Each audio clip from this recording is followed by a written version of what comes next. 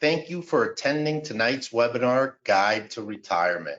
We're going to go over some things at a 50,000-foot overview and so on and so forth. So let's go ahead, let's get started. First thing is just some important disclosures, keep our attorneys happy and the regulators happy. Triumph Capital Management is a registered investment advisor, or RIA. We're independent in nature and we're registered with the SEC. Any information that I share with you tonight is based upon research that we've done, different types of sources that we've used. If I make any type of forward statements about the market, so on and so forth, just realize that those are forward-looking statements. Nobody can predict the future, not even Nostradamus. Also, if I give any financial advice, so to speak, tonight as I go through tonight's presentation, realize that isn't necessarily for you. Understanding your specific financial situation is the only way that we go and give advice, obviously. So some of it's just 50,000 foot. A little bit about myself. Triumph Capital Management is located here in Denver, Colorado. We have offices up and down the Front Range as well as California. I have the distinct pleasure of serving as the CEO of Triumph Capital Management. I've been in the business of what we do here, investing and financial planning, for roughly 22 years. A little bit about tonight's agenda. We'll cover the retirement landscape. We'll talk about different life expectancies, lifestyle, Social Security. We'll talk about savings. How long will it last? We'll talk a little bit about the Secure Act. We'll talk about benefits of savings. We'll talk about tax diversification. We'll talk about some spending. Talk about healthcare a little bit. We'll talk about Social Security. We'll talk about a little bit about investing and retirement planning, and I'll even show you all a little bit of a case study using the software that we use to help answer these questions. Just a brief overview on that. All right, so let's jump into it. The retirement equation. The retirement equation, if you think about it, is really quite simple.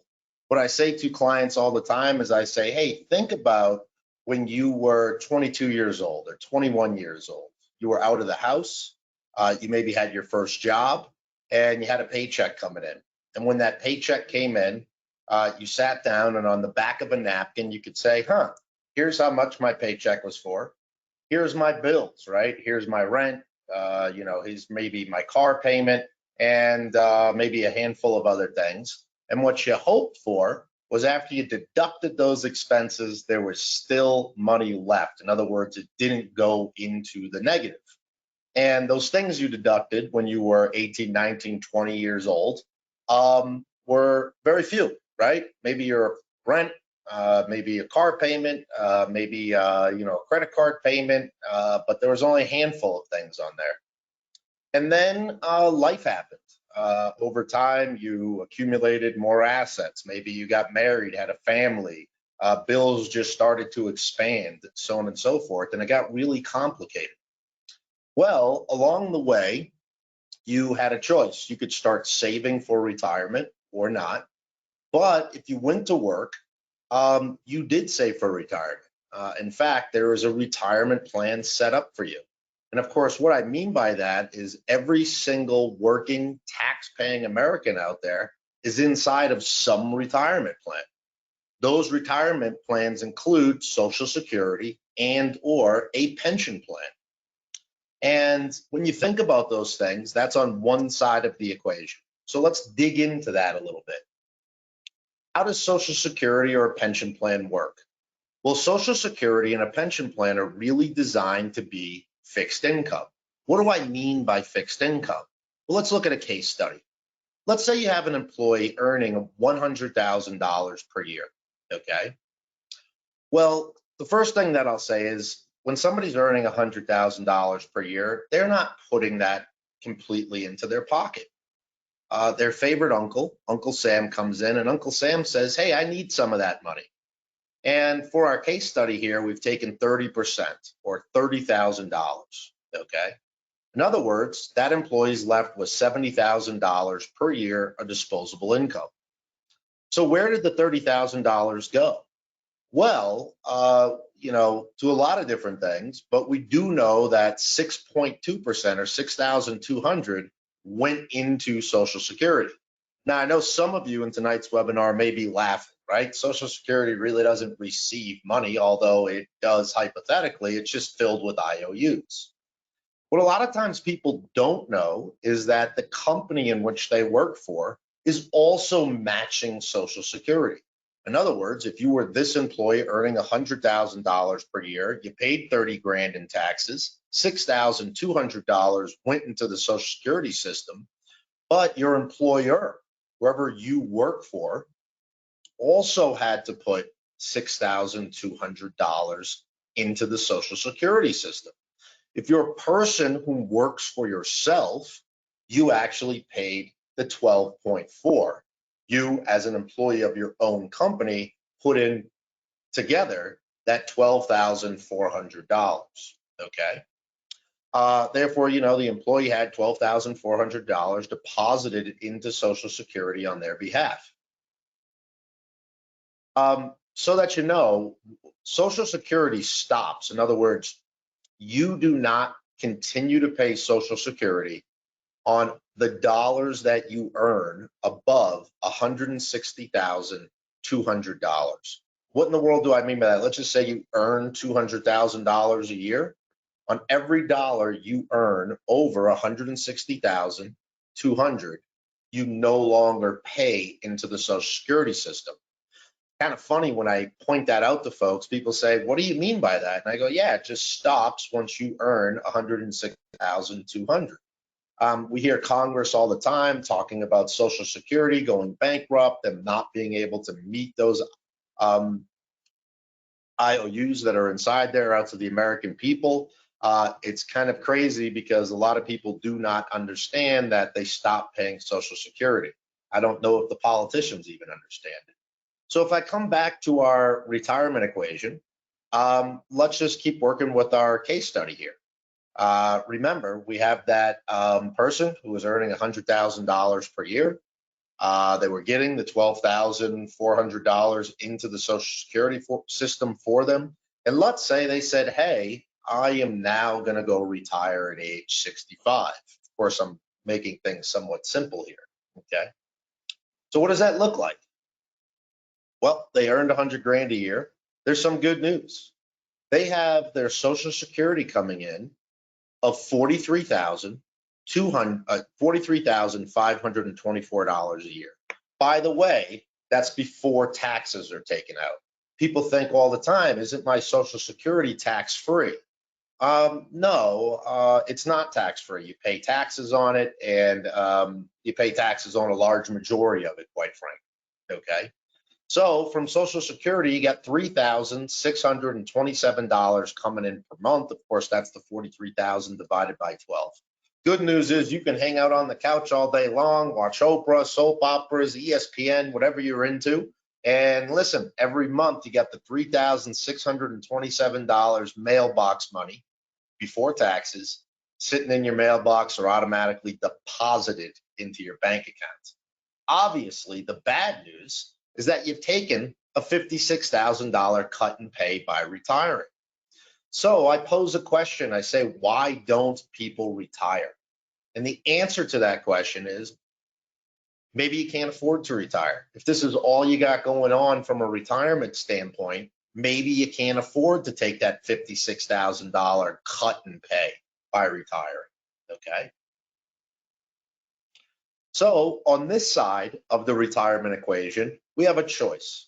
And what I mean by a choice is we can choose to save inside, we can choose to just save money for our retirement.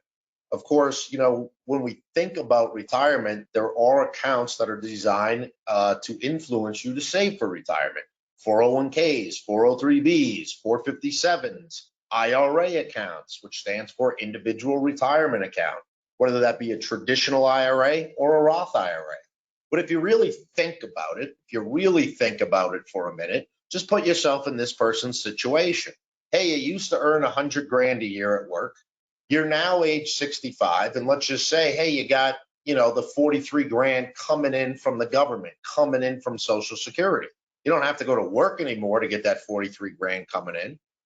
Typically speaking, most people find that they, after they save a little bit of money and everything else, people live to their means.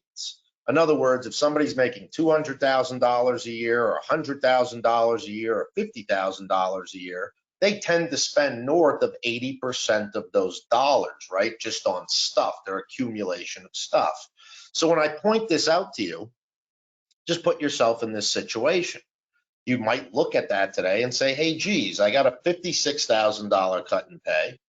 I don't care for this explanation if you have assets that are inside of 401k, 403b, IRA, the regular bank account, the regular investment account, so on and so forth. Let's just push all of those assets together and let's just call them retirement accounts for right now.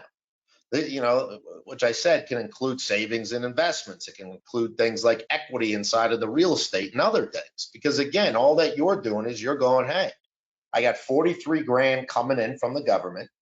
And on this side of my equation, I have these assets. But of course, the question is with those assets, can they produce for you the $56,000 per year that you're taking in a cut in pay? Obviously, there's some other things that exist, like inflation. You probably need a raise every year. But the big question is, will those assets last? Okay, let's keep working here. There are some things that you have control over. Today, you can control what you save and what you spend. Okay, you can control the way that you go to invest in large part. Obviously inside of 401k, 403bs and that type of thing, and what I'll refer to as group retirement plans.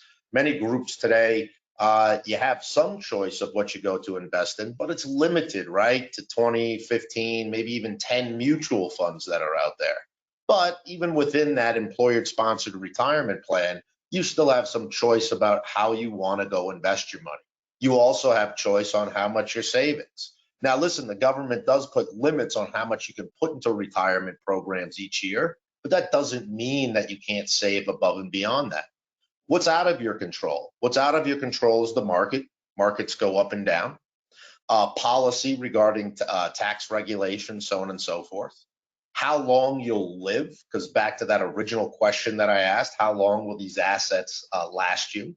Right? If you had 60 grand inside of those retirement assets, but you were only going to live for 1 year, heck, it worked out. But, what if you lived to be 105? It probably didn't work out. And you have some control over your employment and your earnings duration. In other words, you don't have to retire at 65. You could work until 67 or something like that. So although most things are out of your control, you have control over some of these things, and it makes sense to exploit what you have control over. Let's talk a little bit about life expectancy and probabilities. So if you're 65 years old today, let's talk about, one of the biggest things inside of the equation, how long that money will last. Well, if you're 65 today, your chance of making it until age 85. Women have a 72% chance, men have a 63% chance, and if you're a couple, there is a 90% chance that one of you make it until age 85. I don't come up with these numbers. These numbers are reported by the United States government. If you're 65 today, what's your chance of making it to 90? You can see the same stats there. And what about 95? Obviously, as we keep going, these numbers go down. Now, I will say this comes from different census reports, so on and so forth. Remember, the United States government collects the census once a decade. People today are living longer. Today, with medical advances, so on and so forth, Hallmark is selling more Happy 100th birthday this year than they did last year. Now, listen, COVID did a little weird thing to that, and it kind of threw off these life expectancy tables. But point in all this is there's a high probability of that runway being pretty darn long. And again, the question is, will those assets last? It's always wise to plan for longevity, okay? Always wise to plan for longevity. Another thing that one needs to consider is inflation. I remember when I first started in this career, my first year or so, I was living and working in South Florida. And I used to drive on A1A highway. And it's a beautiful drive looking at the ocean, so on and so forth. And I remember driving by a condo, and it was a great location right there on A1A overlooking the water. When I looked at the parking lot and I looked at the condo, the condo had a little mold on it. There was a Cadillac in the parking lot, and the Cadillac looked a little beat up, right? It was a little bit older, so on and so forth. Well, if you think about it, the story that I like to say on that is, imagine the year was 1980. Husband and wife retired down to South Florida on a fixed income of $60,000 per year. Let's just pretend that was a pension coming in for the two of them. $60,000 per year, when I say it in this webinar right now, probably sounds like very little money. In 1980, $60,000 was equivalent to something like $148,000 in today's money. So let's just say the couple, 1980, retired to South Florida, 60 grand a year, bought this beautiful condo right on the beach, bought that brand new Cadillac. Time has gone on. Time has gone on. I guess I've been telling this story for a very long time, because when I'm thinking about it in my mind, if they retired at 65, in 1980, heck, they're, almost 108 years old or something like that today. But just follow me on this. They retire, it's 1980, they're 65, the 60 grand's coming in, like I said, about 150 grand in today's dollars. But that 60 grand never went up for inflation. And what happened? The price of eggs, the price of butter, the price of chicken, the price of fresh vegetables, the price of everything, utility bills, property taxes, insurance on the property, cars, everything went up. And that 60 grand, because it was fixed income, just didn't meet up with inflation. It's why there's mildew today outside the condo. It's why the Cadillac sitting in the parking lot is beat up and rusted out. That makes sense. So this is what I like to refer to as the silent killer. The cost of things goes up. It will have a bigger pressure on those assets. As I mentioned earlier, prices double about every 23 years. There's the rule of 72. So the rule of 72 is, if you want to know how long it takes for you to double your money, you take 72 and you divide it by what you're earning. In other words, if you earn 10% a year and you invested $10,000, your $10,000 7.2 years later would be worth $20,000. But think of that upside down. Think of that on inflation. So in 1980, they had $60,000. Okay. Really, to keep up with the price of inflation, you would do a rule of 72 type of calculation. And again, they were living on a fixed income. And so I offer you this chart. If you have an annual rate of return, as I mentioned earlier, of 10%, 7.2 years in order to double your money. Inflation historically, with the exception of the last few years, kind of runs around 3%. And so, in other words, they retired in 1980. By 2004, their 60,000 had to now be 120,000 just to keep up with the price of inflation. Okay, so inflation, really, we call it the silent killer. Okay, at age 87, this person in my hypothetical example has to have income coming in of 200,000. Forget about the 100,000, right? Remember, they used to earn 100,000. They needed to hedge inflation over that entire time. There's obviously changes in lifestyle. So, if you look at it and you look at folks out there in retirement, I always ask this question. I say, hey, listen, if you go to retire today, what is tomorrow? What day of the week is tomorrow? People look at me like, that's a crazy question, Derek. It doesn't matter if I retire today or not. Tomorrow's Friday, as today is Thursday. And I say to them, if I followed you around for 2 weeks, what day of the week do you think you spend the most money? And people often say to me, I don't know, maybe Saturday or Sunday. And I say, why? And they say, because I'm not at work. And I say back to them, well, I ask you the question again, if you retire today, what's tomorrow? Point being is every day, Saturday and Sunday, you're no longer at work. You'll notice that the change in lifestyle, obviously, you see the work going down. You see socializing, leisure, and exercise moving up.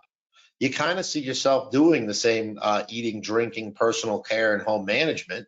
So, really, what happens is you have more time on your hands. You're doing more things. We like to encourage the pushes. So, in retirement, what's the sense of purpose? I have plenty of clients who never retire because they go, listen, I've been working the last 40 years. Retirement can be an overwhelming life stage to walk into. I deal with it every single day with clientele. Um, what are you doing using your time, right? What is your purpose? Do you keep your social calendar packed? You should. What type of healthy behaviors are you engaging inside of? Expressing gratitude, and then focus on strength and abilities. And so these are just kind of things to think about as you are in retirement or as you're entering in retirement. Changes in spending. If you look at it, when we're in our 40s, we tend to spend a bulk of our income on our housing, right? Because we're in the middle or at some point, getting towards the end of mortgages. Remember, when I look at somebody's mortgage and they say to me, hey, Derek, my mortgage payment's over in 5 years or 10 years, don't forget that mortgage payment that you have today. Yes, you have principal and interest, but you also have taxes and insurance. I'm going to unpack that for you later. You see areas like food and beverage, right? That takes up a big piece. You got kids in the house and what have you. You got a bigger appetite. Look at healthcare. Look at the green area, right? That healthcare getting up because when we get older, the cost of healthcare obviously increases. Look at travel. You think about this all the time. When I go back to that Social Security aspect of things, I didn't dig enough into it, but we have software today that when we have a husband and wife and we plug in their Social Security information, we actually get a roadmap that says, hey, here are the best times for you all to file your Social Security. And it gives you actually a step by step. In other words, John Doe is going to file for his Social Security on this date. And because he files on this date, here's when he'll get his first check. Jane Doe will file on this date, and she will file suspended or she'll file for full benefits or whatever the case may be. But my point in saying that to you is I talk to people all the time, and if we expect you to live at age 100 to age 100, typically speaking, our software comes back and it recommends that you choose to take Social Security at age 70, even though you can take it at 62 or older, depending upon when you're born, 65 or older, 62 or older. You looked at your Social Security statement, it says age 67. Why would our software always come back and say, take it at age 70? Well, it'll come back and do that mathematically speaking if I tell the software you're going to live until age 100. So, there's a discussion that gets had. Hey, what about, your family history, that type of thing? Maybe you had 3 brothers. They all dropped dead at 75. You were the youngest and you're 70, right? Maybe we don't assume you live to 100. But even when people say to me, no, listen, I'll probably live to 100. Listen, my mom lived to 102 and my father lived to 98. I would think I would probably live to 100. Derek, this is a great illustration. I will probably take social at age 70. We bleed this all into the financial planning, obviously, because you have to have assets coming in to bridge that gap between the day you retire and age 70. We don't have the fixed income anymore. But then I turn the discussion and I say this. Yeah, if you start taking at age 70, you hit a break even at, let's say, age 87. In other words, listen, you could have started collecting at age 65. And if you started collecting at age 65, you had that 40 grand coming in every year. Because you're waiting until age 70, geez, you didn't collect something like 200 grand, 250 grand. But if you wait until age 70, instead of collecting 40 grand a year, you're collecting 55 grand a year. So how long does it take you to get back the money that you didn't collect? And our software will show a break even. People go, oh yeah, that's a no-brainer. I wait until 70.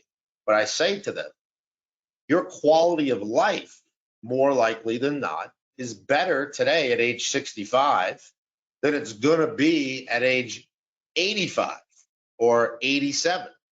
I say this a lot. After doing what I do for 22 years, I can tell you this.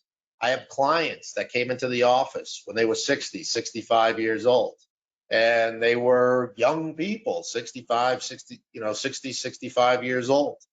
I have those same clients today that come into the office that now 85, 87 years old. I will tell you this from experience. I notice a decline in the quality of life around age 80. It's just something to think about. Mathematically speaking, math doesn't understand that concept, right? It's just looking at it purely from a spreadsheet. Let's keep working here. You look at inflation, you look at those average spending, so on and so forth, and you look at the different types of inflation rates. I mentioned earlier, on average, it's been around 3%, right? As you can see here, that's going all the way back to about 1950. But if I just look at 2002, right, look at inflation just in 2002, overall inflation at 6.4. So inflation can be a very unpredictable type of thing. And of course, it'll eat away at your money faster. Let's see here. People are choosing to work longer. So more people continue to work at older ages. Although there was light leveling off in 2021, and some of that maybe had to do with the pandemic and what have you, but there's a lot of Americans today that are choosing to work later into life. And so this graphic is really just showing you the workforce percentage. Now, I used age 65 earlier, and I said this person retires at age 65. Many of you may be shaking your head because 65 used to be known as, yeah, that's probably when I'll retire. I can tell you this. On average, the average retirement age in the United States today is 67. If you're in tonight's webinar and maybe you're 40 years old or 30 years old, by the time you get to age 65, it wouldn't be hard to believe that the average retirement age is 70 or 71, meaning when people choose to retire. Why is that? Probably because people are living longer, so on and so forth. If you think about it, sometimes I'll have clients and they'll say to me, well, Derek, listen, I can't afford to retire, right? Yeah, I'm used to bringing in that 100 grand or 200 grand a year. And you're right, the social's only going to pay me 40, and there's no way I could afford to retire today. So I'm just going to work forever. Those of you who are on the call, maybe in your 60s, 70s, or 80s, are probably laughing at somebody making that comment. I tell people all the time, when I wake up, when my eyes open up in the morning, I think I'm 18 years old, but the minute my leg leaves the bed, I think to myself, no, I'm not 18 years old anymore, okay? And so the expectations for your ability to work, the expectations, listen, there's not supposed to be age discrimination. But, I talk to even clients today that are, later 70s, that type of thing. And they say to me, Derek, I'm having a very difficult time finding work. Maybe they don't even want to work. They're just doing it to, kind of have something to do. And further, can they work? The Secure Act, a few things about the Tax Act that was passed in December by the Biden administration. There's a few things that I want the folks on the webinar tonight to know. Some of this has to do with employer-sponsored benefits. We'll see if employers adopt these things, but they can do some things inside of credits if they start retirement plans. When a small business goes to start a retirement plan, there's costs associated with it. They can get tax credits for that. There's things that employers can do to create a liquidity inside of their retirement plan for emergencies for their employees. There's things that employers can do to make matching contributions and get a tax deduction for it to help pay for student loan. There are some things that'll happen with retirement plans. And so the retirement plans, the amount of money you can save are going up more dramatically than they have in the past. If your income is lower and you're saving inside of your retirement plans, you'll get bigger tax credits. Okay. So with the Secure 2.0 Act, there's all these additional saving benefits or inducements, if you will, from the government. Also, what I should say is required minimum distributions. Used to be at age 70 and a half, you started to need to take RMDs or required minimum distributions. What is a RMD? What happens is when you're saving for your retirement, often that money goes in pre-tax, meaning you've never paid taxes on it. The government allows you to do that. Then the money inside of that account grows tax deferred, meaning you get to save and invest it without paying taxes on the growth. However, when you go to take that money out, you have to pay taxes. And so sometimes somebody's accumulated a lot of wealth and they go, I got enough in my regular investment account, my regular bank account. Why would I touch my retirement account that I have to pay taxes on the way out? And the government says, well, we have a law called RMD. In other words, you have to start taking money out at age 70. Well, the Secure 2.0 Act changed that until 73. Now listen, if you're already 70 or you turned age 70 in 2022, then you're not yet 73, you still have to take your RMDs. It was only put in place for people younger than, I guess, age 70 and a half as of December 2022. We talked earlier about the next slide, so I'm going to skip it, but it's talking about Social Security timing and the trade-off. I kind of explained this earlier. If you go online or you use us and I produce for you our Social Security timing report, again, it's just math, but it doesn't answer the whole question. Maximizing security benefits, we just talked about that. This is a slide that shows that, showing, waiting until age 70 and the break even, so on and so forth. So I'm going to skip this slide. Like I said, you can start taking at age 62. Often, claim at full retirement age, and you can wait all the way until age 70. People ask me all the time, hey, Derek, if I start taking Social Security, can I still work? Yes, you can obviously still work. No one can tell you that you can't. But if you start taking Social Security prior to your full benefit age, for some of you, a full benefit age is 65. For others, it's 67. It depends upon the year in which you were born. Well, let's just say you start taking at age 62. And then you go out there and you earn more than roughly $13,750. Every dollar you earn over that, they garnish your Social Security benefit. Okay, so our software will also pick that up. Once you hit your max Social Security age, which is again 65 in a few months for some of you, to age 67 for others, and any place in between, you can go out there and you can earn unlimited amounts of money and your Social Security will not be garnished. There's a whole decision tree that we go through, especially with married couples, because with married couples, there's all these different strategies that can happen. And when we go through this entire decision tree and talking with you, we produce, again, that Social Security report. Now think about it. People kind of laugh at social. Yeah, Derek, it was only 43 grand a year. But if you think about it, Social Security, you have a COLA built in. In other words, you get a raise on it every single year. For those of you receiving Social Security or have friends that are receiving Social Security, last year they got a big bump because of where inflation was. Okay, so there's all these strategies and how you can go and claim it.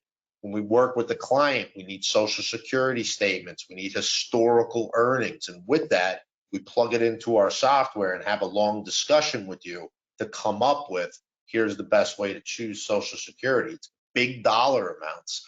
When my report comes out, it goes, hey, listen, if you live until whatever age we end up putting in, you and your spouse end up collecting $2.3 million from social over the next 25 years. It's pretty big, okay? The next thing is, this is super important. Diversified sources of retirement funding. What do I mean by that? So if you think about it, from the time you started saving for your retirement, you were putting money into a 401k, 403b, 457, IRA account, whether it be traditional or whether it be Roth. So for the last 40 plus years, you've been saving inside of that.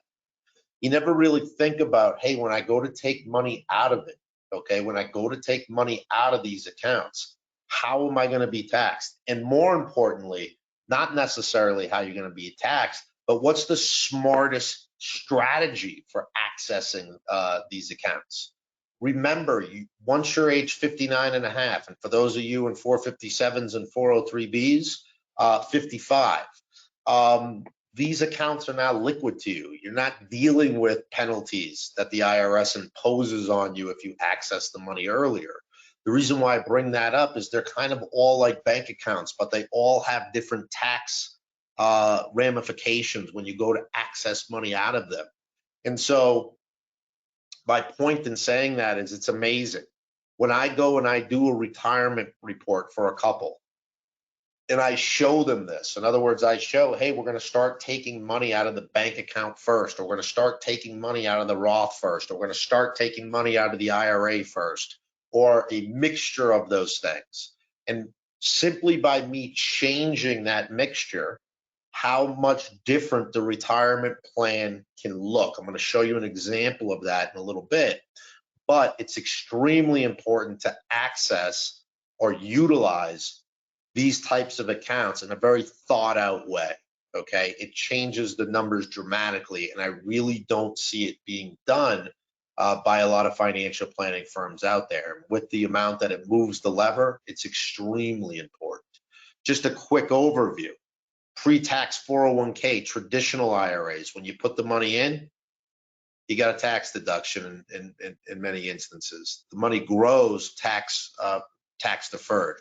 When you go to take the money out, it's taxed. Roth IRAs, Roth 401ks, you don't get a tax deduction in the way in. Investment growth, not taxed. When you go to take the money out, not taxed. After tax 401ks, you don't get a deduction in the way in, you get tax deferred growth. When you go to take the money out, it's taxed. Health savings accounts, it's the triple whammy. But so many people make this mistake, which I'll share with you right now. You put money into the HSA account, you get a tax deduction. You go to invest it, it grows tax-free. When you go to take it out, you can see it says for qualified healthcare expenses. When you go to take it out for qualified healthcare expenses, you get the money and it comes out tax-free. Many people do this. They contribute to the HSA, they spend the money out of the HSA all in the same year. If you really think about how you should treat the HSA, you can afford to do it. You stick the money in every year, you get the tax deduction. You then go and you invest the money. Okay, you don't use it to pay for those medical expenses. What you do is you use you pay for your medical expenses like you would anyways on your credit card or your bank card or whatever the case may be, and you keep a tally and receipts of all that stuff. You let that build up. When you're in your retirement years and now you've built up your HSA account, it does, the whole calendar year thing's not important. All of a sudden you have a spreadsheet of $100,000 worth of medical expenses. You can take the money out of the HSA and reimburse yourself that entire 100 grand for those accumulated health expenses for all of those years. I can unpack that for you all further if you'd like one-on-one. You need to evaluate the different stages in life. Where should you be saving? Should you be putting money into a Roth? Can you put money into a Roth? Should be maxing out? Should you be doing a traditional IRA? A lot of times when I talk to people, they'll say to me, oh yeah, I know all this. I can't put money into a traditional IRA. I don't get a tax deduction, or I can't put money into a Roth. I laugh. I went to go see a doctor about 2 months ago. It said on his wall, my medical degree supersedes your Google search. Often I'll have somebody first time meeting, second time meeting. Person will make a comment like that to me. I know where they got that from. They read it online. We do backdoor Roth IRAs all the time for people making $1 million a year and plus, people making well over the dollar amount where they can't contribute to Roth. It's very simple. It's just not explained online because it's a difficult explanation. When you're working with a professional, these types of things will be shown to you. These types of things are taken into consideration. It's very difficult for people to realize such things on their own or even find the information on their own. The whole thing about maximizing the HSA for healthcare expenses and the way in which you treat that. Don't laugh at that. It does add up. I've been doing it since the HSA stuff has come out. And because I've been doing it, since HSAs have been coming out, I got a pretty substantial HSA account now. You're not allowed to put a ton of money into it every single year. Depending upon if you're married, have a family, or single, those numbers change. It's not a lot of money, but like anything else, it adds up over time. Again, we can explain that to you on a one-on-one. There's this. Back to those assets. So if you really think about it, there's what's called the 4% rule. And I'll unpack this a little bit more in a moment. But what the 4% rule says is this. If you look here on the screen, it shows a portfolio value of $1 million. If you go and you take that $1 million and you draw out against it some certain percentage, in other words, 4%, 5%, or 6%, or something more than that, the question is how long will the money last? Now, listen, you got to understand something. When you look at studies like this, you got to understand, first of all, they're saying to you, how's the money invested? When it says a 40-60, okay, what that means is essentially 40% in equities or the S&P 500 and 60% inside of bonds. Therefore, a moderate to a moderate conservative investor, okay? And then what they're doing is they're saying, hey, we looked at 66 rolling 30-year periods of time. What does that mean? They tested it. They went, hey, we're going to go look from 1970 to the year 2000. That would be one rolling period. We're going to look from 1971 to 2001. We're going to look from whatever, these different 30-year rolling periods of time. And assuming the investor invested like this, what they find is they say, hey, 4%, if you notice, kept the portfolio intact, didn't have it draw down, and it said, hey, it's still intact 35 years later. It didn't go to zero, okay? Now, remember, if you had assets on that side of the equation that were worth $1 million and you were taking out 4%, that's 40 grand a year. That's it, right? So think back to that person who retired at 65. They got social coming in at 40, 45. Let's say they did save $1 million and they're using this 4% number. Well, heck, they're only at 80 grand a year. Okay, remember, we needed to fill the gap. We needed to say, what do we have coming in fixed income? No different than the back of that napkin. And now what do I need to do to fill the gap? How much, what's going on with my assets? You see 5%, right? Money on average lasted for like 28 years. You see 4%, about 23 years. Excuse me, 6%, about 23 years. Now remember, this is a portfolio 40-60 invested, okay? Then when you think about Social Security, and this bites everybody in the butt, they're looking at how much they'll get in Social Security, and all of a sudden they go, oh, what about my Medicare? Well, the interesting thing is Medicare today is going to be pulled from your Social Security automatically. And why is it going to be pulled from your Social Security? Is it depends upon how much you earn. And so depending upon how much you're earning on top of your Social Security benefit dictates how much money it costs you for those benefits. It's the same benefit. So in other words, let's just say you are filing single or you're filing jointly. What you can see is in addition to your regular Medicare payment, okay? So your regular Medicare payment, okay? This just shows you a perfect example. Here's part B and D, 2023. If you're filed jointly, they include all of the income. So even if you have income from municipal bonds, interest at the bank, and remember, everyone's interest went way up over the last 12 months because of where interest rates are. And your tax return comes in that you had total earnings of over 306, you're paying $314 a month just for B and D. It doesn't include A, okay? And so it's all income based. It's the same program. You don't have any additional benefits. You just pay more for it.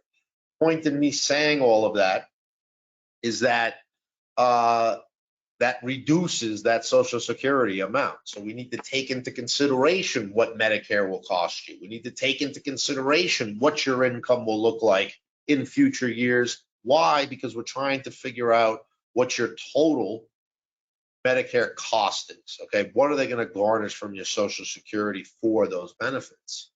Disability increases with age. So, as you can see here, right, people that become disabled. When I say disability, I think for anyone who's in tonight's webinar who's younger, my mind, I think about it, you go skiing, or you get into a car accident, you hurt your shoulder, you hurt your leg, or you break something, right? To be honest with you, disabilities in large part, something north of 80%, are caused by medical. In other words, you have a heart attack, you have a stroke, those types of things causes you to have a disability. Obviously, as we age, our health declines. And as our health declines, we have a larger probability to become disabled. And if you become disabled, I guess arguably maybe you're not spending as much on leisurely types of things, but you're spending probably equivalent on healthcare to help you with the disability. Also it can infringe on your ability to earn dollars, so on and so forth. So this is something also to think about. It can also, say today you live in an apartment or you live in a home that's not conducive to you moving around in it with a disability. It can add to extra expenses to upholster, I'll use that home so it can, or to move, okay? Long-term care. Long-term care, what is it? Long-term care is the same type of care that you provided for your children when they were young. In other words, you help them get in and out of bed. You help them prepare meals, right? Think of taking care of a 5-year-old child. Not saying that somebody who needs long-term care is like a 5-year-old child. I'm just saying the care provided for them is often equivalent to that, right? You're helping them shower and bathe. You're preparing food for them. You're helping them get in and out of bed or get ready for bed or get ready, in the morning, so on and so forth. You help them often, a lot of times, on the toilet, right? So as we age, do we need this type of care? And when you look at long-term care, there's two ways to do it. You can self-insure. You can buy insurance, or the government can pick up the tab. Let's just unpack those things for a second. The first thing is if you self-insure, today in the Denver metropolitan area, your average healthcare, your average long-term care comes out to something like 84 grand a year. So back to those assets. Well, think about it. Are those assets going to last? If all of a sudden at age 78, you have to throw in an expense of $84,000 a year every year, it could wash away those assets. If you wash away those assets, the government will pick up the bill. Medicaid, you have to become impoverished. In other words, you really only have about $13,000 to your name. And if you live in a home and you have equity inside of the home, they won't consider that for your impoverishment, but the equity inside of your home can't be more than the average home price in the area in which you live. It can become extremely difficult for the government to pick up the tab for Medicaid. But if you do become impoverished, the government will pick up the tab. You can also look at long-term care insurance. When it runs for somebody between age 55 to 65, someplace around $3-4 grand a year for each, right? The husband and the wife, so $8 grand a year. If you have that insurance, the insurance company, depending upon your policy, I always say this. Say I got somebody who walks in and they say, hey, I have a long-term care policy from Genworth, right? And then I have the next person walk in and they have a policy from Genworth. Just because the policy's from Genworth does not make it the same. It's like saying, it's like two people walking in and say, I drive a BMW. Well, what year is it? What model is it? What features are on it? So on and so forth. Long-term care contracts are written with bells and whistles. In other words, how long does it last? How long will the insurance company pick up the tab? What inflation? How long is your elimination period? You could have two twin sisters who both bought a Genworth policy on the exact same day and have totally different long-term care benefits, okay? There's other options, maybe family members would provide long-term care for you, okay? But, that can be difficult. You live in a community where there's some long-term care type of stuff built in. These are becoming more and more prevalent. But, that's long-term care. Let me show everybody something I think everyone's going to enjoy. We're really at an end here, but I want to tie all this stuff together for you. So real quick, let's look at a new case study. Let's look at a real case study. John and Jane Doe. Well, John's date of birth, 6/9/1980, 65 years old. Jane turns 62 tomorrow. She's 61, okay? They're new clients of mine. They come in and they say to me, Derek, we have some goals. Our goals is John would like to retire at age 67. Even though he hits age 67, in June of 2025, because of his employer, so on and so forth, he's going to wait until December 31st. So he's going to retire the last day of 2025. Okay. We'd like to take a vacation every single year. Maybe we're going to pay off the home. And oh, by the way, we have a daughter. She's 30. We want to set aside a little bit of money for the wedding if she decides to get married.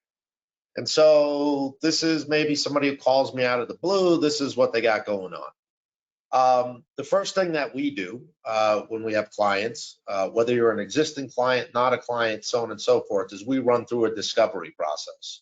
What I mean in a discovery process is we want to learn everything about you. We want to learn all the hard data. The hard data is easy. What's your date of birth? What do you do for a living?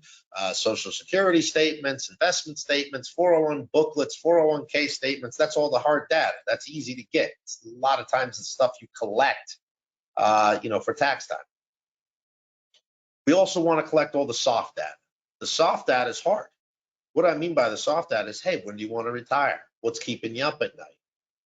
How much do you spend every month? I can tell you this, after doing this for roughly 22 years, when I ask people how much they spend every single month, people can immediately rattle off the hard dollar amounts. Here's my mortgage payment. Here's my cell phone payment. Here's my Excel payment or utility payment, blah, blah, blah, blah, blah, right? And then, I probably spend X amount of dollars above and beyond that. I would tell you I've had one person out of hundreds of people that has ever really nailed it. Okay. So we spend a lot of time figuring out how much do you really need in retirement. The hard stuff's easy. The bills you know about. I can't tell you how many times I show people how much they're spending every month and they can't believe it. And I make a point to them. I show them. I say, well, look at all these little charges, $2 here, $9 there, $17 over here, $20 there, $20 there. We have software that does all that. We have software that does all that. It's extremely eye-opening. We then come to John and Jane Doe. We look at this balance sheet. Well, let me just run through this with you. John and Jane Doe, they got 125 grand in the bank. John has an IRA with just shy of 900,000 bucks in it. Now, when I just put it here is to make it clean and easy. Maybe he's got two old 401ks, two IRAs someplace. Let's just smush those into one IRA. Jane, same story, but I'm going to smush all those accounts into one IRA. She's got about $500,000 in an IRA. They have a home. I looked at Zillow. The house is worth $125,000. They have some liabilities. They have a credit card currently with $3,000 on it, and they have a home loan of $135,000 left on it. So that's what their balance sheet looks like today. Okay. If you think back to this retirement conundrum, John and Jane Doe, because of where they worked, they paid into Social Security. We got their Social Security statements inside of our software. And after planning with John and Jane Doe, remember, we were going to retire John and Jane Doe at age 67 for John. So in 2 years from now, remember, December 31st of 2025. So what this is showing is it's showing, hey, he started to take his benefit, even though you see dollar amounts in here, he's not yet taking those.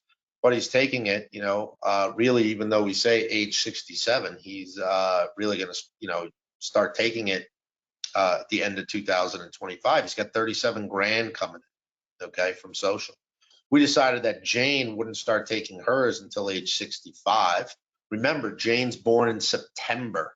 So if you look at it, when she hits age 65, which is in 2027, that's why that number looks really light, okay? You look at the total Social Security. Look at that total Social Security. Don't flint. Remember earlier, I said it's a big number. Look at that, $80,000 a year, 81, 83. We show it going up because of what I mentioned earlier, the COLA. Let me bring something new onto the screen. This is actually the software that we use. I'd like everybody to see it. I want to say this to you, right? When I take a look here at John and Jane Doe, here they are. There's that 125 in the bank. There's that credit card with 3 grand. There's those investment accounts, John's IRA, Jane's IRA. There's that loan that they have, okay? There's their property, 725 grand. Remember this, they got property taxes every year of 4 grand, and they got annual insurance currently at 2,500. I bring that up because of what I'm about to next show you. They have some goals, as I mentioned. They'd like to retire when John's 67, really December 2025. Now remember, they got a gap in age between them, okay? Jane turns age 62 tomorrow. John just turned age 65 June 15th. So about 3.3 years, about 3.5 year gap between them. When I talk to a lot of married couples, they're not born on the same day. There's generally a gap between them. However, when you talk to them, they say, no, wait, I never really thought about that. We'd like to retire at the same time. So think about it. John retires at age 67. Jane's only age 63 because of the gap that they have between them, right? Listen, our software picks up those monthly expenses. It's unbelievable. But inside of here, what we found was John and Jane Doe on average spend $9,500 a month. Now, not $9,500 a month altogether. They spend $9,500 a month just in spending on stuff, okay? What we've already baked into their plan here is that mortgage payment, those taxes and insurance, which are on top of the mortgage payment, okay? Show you that in a second. They said, hey, we want to take a vacation every year in retirement. Today, when we talked to John and Jane Doe about it, they said, hey, listen, to be honest, on average, after the airfare and the hotel, and we spend a week or 2 weeks or something like that, it's about 10 grand, okay? Remember what I said earlier about South Florida, the mildew on the condo, inflation, so on and so forth. And also they said, yeah, today's dollars will put away 10 grand. But yeah, Derek, I guess you're right. Listen, my daughter, she's 25 years old. When she gets married at 35, I should probably adjust that dollar amount there. Okay. They have other things going on, right? They have other things. In working with them, we put together a long-term care plan. You can see John, he purchased this back in 2022. It cost him $3,800 a year for his long-term care. He's got $300 a day benefit, so about $100,000 a year to use in long-term care. He has inflation built in, so that goes up every year. Why? Because he's only 65 today. By the time he needs long-term care, it's going to be 20 years from now. So we wanted to build an inflation rider in there, okay? Jane also has long-term care. They bought it together. She, like John, has a long-term care policy. Hers is more expensive, even though she's younger. If you go to a nursing home today, so on and so forth, and you walk in, it's filled with little old ladies. There's not too many little old men in there. The reason why that is because women outlive men. And because of that, the insurance companies adjust their premiums. That's why you can see Jane's policy is higher. So watch this. Based upon all those things that I just mentioned, when they want to go retire, the fact that they got $9,500 a month in additional spending, remember that, additional spending, $9,500, okay, a year, today's dollar, $114,000, the vacation at 10 grand a year, perhaps the daughter's wedding. Mind you, They're still working. They're going to be working for about another 2.5 years. Every year, John, he contributes 10% to his 401k. Jane contributes 10% to her 401k, and they also do $6,000 every single year into their traditional IRAs. If I go and take a look at this, you probably noticed it earlier. It says, hey, there is a probability of success of 73%. How do I know that? Some of you may be familiar with the Monte Carlo simulation, as you can see here. What is a Monte Carlo simulation? A Monte Carlo simulation is a mathematical technique that predicts possible outcomes of uncertain events. Computer programs use the method to analyze past data and predict a range of future outcomes that are based upon choices of action. So I read a definition there for you, as you could probably tell. But what do you think's driving this probability? It has a lot to do with their investments. It has a lot to do with the way that they're invested today. The system, what happens is when we're working with the client, holdings inside of their account can change. They can change, as often as daily. Okay, they can change as often as daily. And so when we come inside of here, we have all of the client's data updating in real time, because the credit card's going to change, the amount they have in the bank's going to change, the investment accounts numbers are going to change, right? They're going to move up and down with the market. They're going to change positions, so on and so forth. What also happens is when we go to point out the goals, you see 73% here or what have you, okay? This number would also change daily because all that data is coming in. That's also where we see the spending coming from. So when we have people linked up to this, we're able to see, hey, here's their spending. But every month that goes by, those numbers start to change, right? This is 9,500 hypothetically. But when it comes to that Monte Carlo simulation, what it's doing is it's looking at, here's how they're invested currently. Here's what they have going on. Here's how much money they need to take out. Forget about that 4, 5, and 6%. It doesn't matter if you're taking out 12% or 3%, right? Because you're going to take out what you need. You all remember from math class, the bell-shaped curve. All that you're looking at here is you're looking at a bell-shaped curve. Hold on one second. You're looking at a bell-shaped curve that is on its side, okay? Where did my program go? So what I mean by a bell-shaped curve that is on its side is, think of that bell-shaped curve laying on its side here and it creating, that's the bell-shaped curve. You were always taught, throw out the two end data points.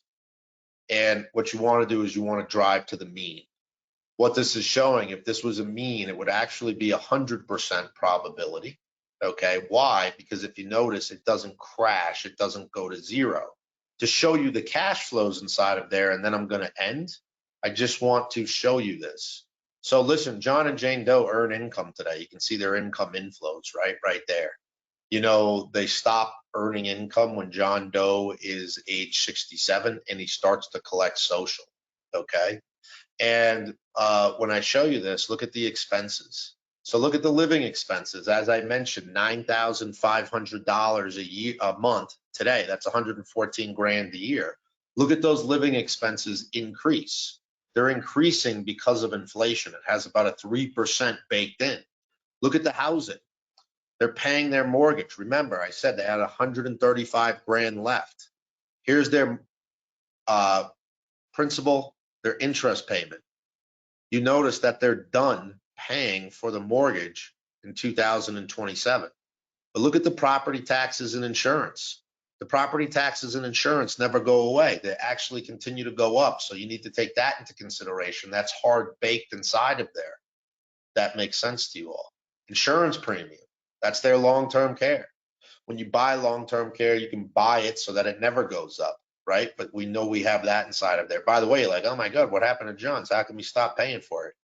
We have baked into the system 102, meaning that's when your plan's over. In other words, you pass away. When we're doing this and we're doing this properly with you, it's very nice. Why? Because we can start to predict things like your taxes. right? It starts to fill in your 1040 for 2023. Maybe John and Jane Doe, as you said, as I said earlier, they do have a daughter at least, but you say, hey, wow, what's it going to look like when I pass? In other words, what will I leave to my heirs? When we're showing this to you, so on and so forth, you're able to see how much potentially is going to heirs. We've all heard about there's different things you can do to perhaps lower state taxes and things like that. The system starts to update. By the way, this updates daily, depending upon all the other things that I just showed you that also update daily. Okay. We can plan for different things inside of here. Right now, I'm just focusing on retirement, but I can put different types of things inside of here and show probabilities of success based upon the way you're invested today, based upon the amount of money we plan to draw out, okay, based upon taking into consideration other goals, based upon how we put inside the system what accounts we plan to access first, what makes the most sense. If I move those things around, this probability number also moves around. Like the system today is set up that it shows us here's the most optimal way to access those retirement accounts, so on and so forth. So this is it in action. Listen, I'll be quiet now. I wanted to hit all these things at a 50,000 foot overview. Here's what I'll say to you to wrap up. It's very simple when you think about your preparation for retirement. By the way, there's one thing I didn't mention. Reverse mortgages, another excellent area to access cash from. We don't do reverse mortgages here, but after doing this for 22 years, I have clients, they have liquid assets, right? Their retirement account and their bank account, so on and so forth. They have the house, they got 2 kids, one kid's up in California, the other kid's down in Florida, right? If you think about it, if you thought about it, if you passed away today, okay, you would rather leave your 2 kids liquid assets, in other words, cash, right? It's easy, bang, they get it. The house isn't a liquid asset. They got to come clean it out. They got to put it up for sale. What if the real estate market's a tough real estate market? They got to deal with it, so on and so forth. So imagine today, like these people, you got $725,000 home, 135 grand mortgage. To service that mortgage, you're paying the 2 grand every single month. What if a bank said to you today, hey, listen, you don't have to pay 2 grand a month anymore. And every single month for the rest of your life, you're going to get 2 grand. You're going to get 24 grand coming in. Okay. Wouldn't that sound nice? And the answer to that's yeah. What's the catch? By the way, if you want to know more about what I just said, you will get an invite at some point over the next 60 days. We're going to have an hour seminar on reverse mortgages. They've changed dramatically through legislation. Then when they first came out, I remember 20 some odd years ago when they first came out, we put a pencil and a piece of paper to them. They looked really nasty. People said, I'll lose the house, blah, blah, blah, blah, blah. None of that's true anymore. None of that's true anymore. I can't move. None of that's true anymore. Excellent tool. Again, we don't do them internally, but when I go to do planning with my clients, they're sitting on an asset that they can turn into income. And really, I don't know, I shouldn't say I don't know, there are situations where it doesn't make sense for the client, but in large part, it can make sense for the client. Even if this graph said 100% today, okay, instead of drawing the money out from the IRA, maybe you take it in a reverse mortgage. Why? You're leaving more liquid assets to heirs and non-taxable, right? And so all these different things can be taken into consideration. But to wrap it up, what I'm trying to say to you all is that doing a plan can be difficult because you have all these different things that affect it, okay? We can do a very good job with you understanding your current situation, putting it into the software, showing you Monte Carlo simulations, taking into consideration the change of everything, not just your portfolio, everything that's going on. This system comes to you, you're able to access it at 24 hours a day, 7 days a week, and there's a mobile app. Listen, my slideshow closed, but what I'll say to you is this. If you're interested in this, reach out to us. You know where to find us. If you don't know who we are, you can visit us at www.triumphcapitalmanagement.com, which I'll go to here. And right inside of here, you can book time with us, and everything that I ran you through today as far as financial planning is concerned is all summarized in this video. Or if you'd like, you can read through it inside of our process. And our process is, as I mentioned, the discovery, plan preparation, and all that great stuff. Anyhow, I wish you all have a great night. For those of you who pay quarterly taxes, remember tomorrow's your day, and look forward to hearing from all of you. My name's Derek Eichenwald. You can find me on the website here if you would like. You can go to our team. You can book directly with me or any member of the team. Come here, hit read more, and you can schedule an appointment. Anyways, good night, and good luck if you're trying to do your planning on your own. If you'd like to talk to us, let me know. Happy to chat. Thanks so much. Have a wonderful night. Bye-bye.